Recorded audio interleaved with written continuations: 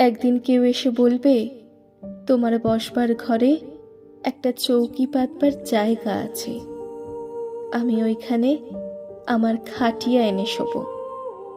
আমার গাছতলা আর ভাল লাগে না। একদিন কেউ এসে বলবে, তোমার ভাতের থালা থেকে আমি 3 গ্রাস তুলে নেব, কারণ আমার কোনো থালাই নেই। আমার অনাহার একঘেয়েমির মতো ঠিক ঠিক করে চলছে, আর আমার ভাল লাগে না। গাড়ি বারান্দার তলা থেকে ধুলোমাখা 3টে বাচ্চা ছুটে এসে বলবে, ওগো, আমরা বাসি রুটি চাই না, 5 নয়া চাই না। আমাদের ছাই রঙের হাফ প্যান্ট আর সাদা শার্ট পরিয়ে চুল আঁচড়ে দাও। আমাদের গাল টিপে দিয়ে বলো, সাবধানে, আমরাও স্কুলে যাব।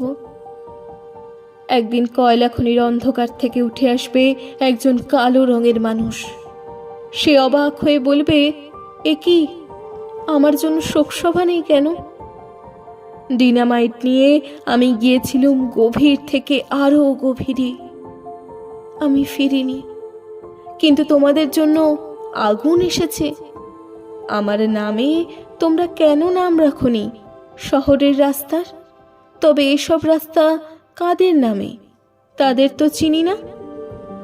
একদিন ধান খেতে কাদা জল মেখে দাঁড়ানো একজন মানুষ নিজের চেয়ে আরো অনেক লম্বা হয়ে উঠে গলা তুলে বলবে, তোমরা যারা কোনো দিন কাদা জল মাখনি, মাটিতে শোনোনি কোনো আওয়াজ, জানো না ঘাম, রক্ত, উৎকণ্ঠায় সবুজ হয় সোনালি, সেই তোমরাই শস্য নিয়ে রাহাজানি করো, আর আমার সন্তানরা থাকে উপবাসী।